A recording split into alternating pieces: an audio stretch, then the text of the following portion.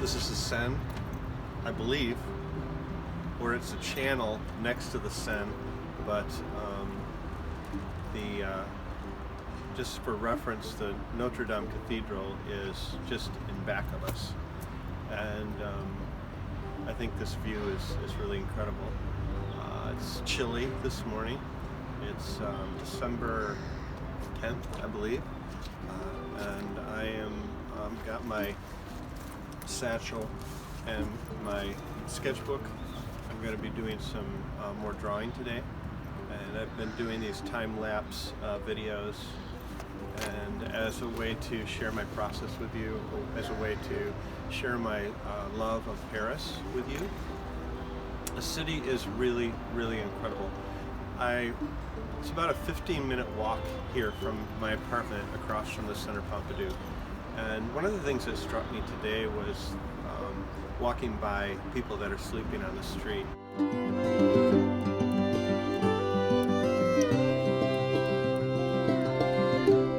On sheets of cardboard, improvised bedding.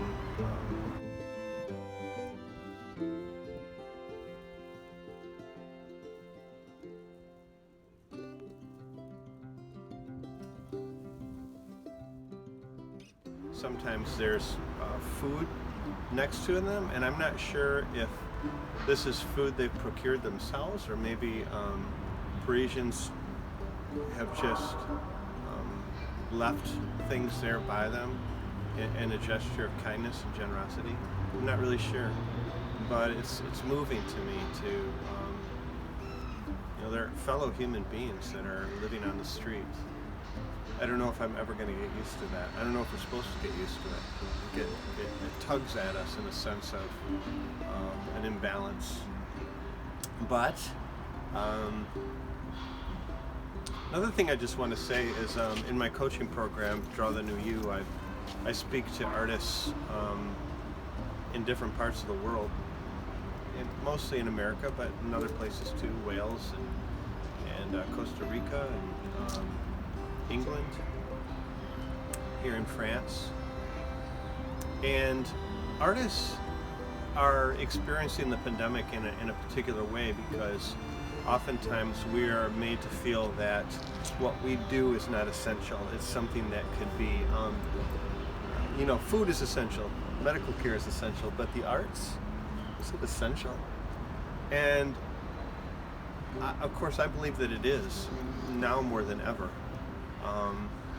Because it's the part of expressing the human spirit and creativity, which is so important right now, especially when we are confronted with so many things we could be fearful about, where people's income has been greatly reduced, or even has disappeared in terms of money coming in, and people that have been lost because of COVID, and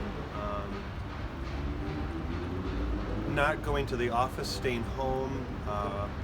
Here in Paris, the bistros, cafes closed, which is such a important, vital part of the city and how it feels and how people gather, and have those things shut down.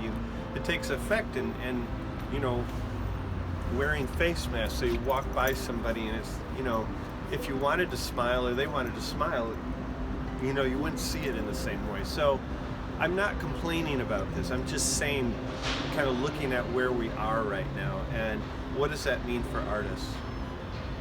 I believe what it means for artists is we need artists more than ever right now. And it's important to rally around artists to support them as an important component of us as a culture, as a world culture, if there is such a thing as a world culture. Artists are helping us reimagine what it means to be on the planet right now. How we gather, how we interact with each other, how we move, how we do commerce, how we think about spirituality, how we think about science, how we think about economics, how we think about family.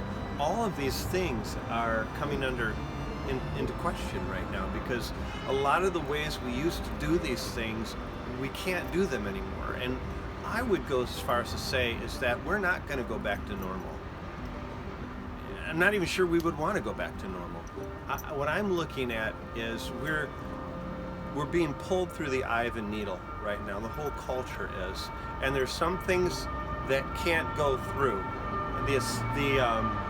The truthful things, the important things, love, compassion, kindness, family, the fact that we're energetic beings, eternal energetic beings that have come into this planet and into a body, but this is just part of our story. It's not the whole story, and that what we call death is not a real ending. It's a transition. So these kind of things that I would say are the essentials are what this time of which feels often like crisis is boiling us down to. I've had the experience of making maple syrup from maple sap, and it's a lot of work because you're collecting the sap in the forest, in the maple trees, and then as you collect it, you pour it into the evaporator and you boil it down, and you boil it down, and you boil it down. It takes a long time, but then you end up with this incredibly flavorful, sweet syrup from the trees. And this process of boiling down to